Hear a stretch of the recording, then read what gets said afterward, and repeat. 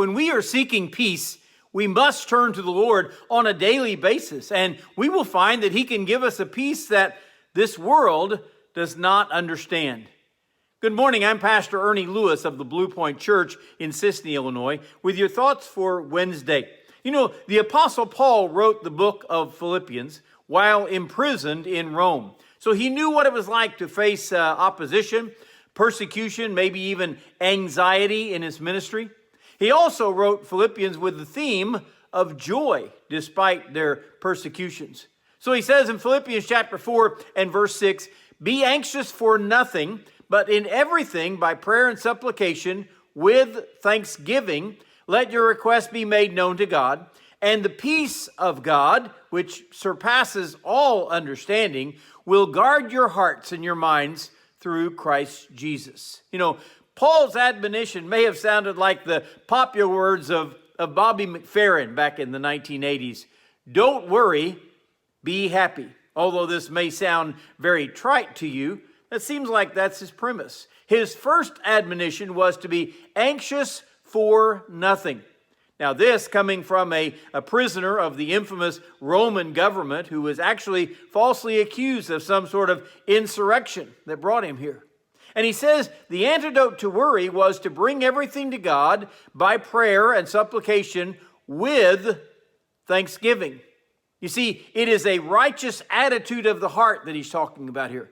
Note that all these requests need to come with a sprinkling of thanksgiving. Yeah, that is the step of faith that says, I know that God is hearing me and he will answer my prayers.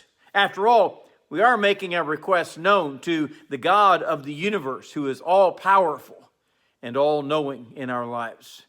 And along with the answer to prayer, he said, God gives us a peace that surpasses all understanding. By the way, that's even if the answer was not what we were expecting.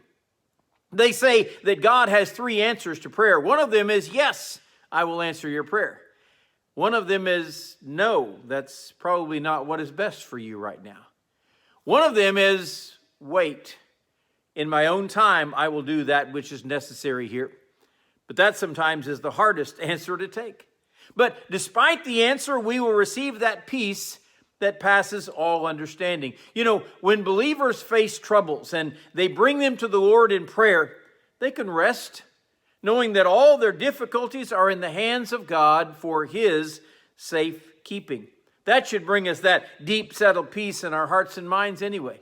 And those around us will never understand why we aren't worrying and fretting over our circumstances. Although we all realize that worry never did a bit of good for anyone in any circumstances. But this amazing peace of God, he says, will guard your hearts and minds through Jesus Christ. It should keep us from doing crazy things to maybe bring about our own solutions. It should also bring us closer to the Lord in faith as we continue to pray with thanksgiving. And we will find that trusting in Jesus Christ brings us that peace that this world said is just beyond understanding.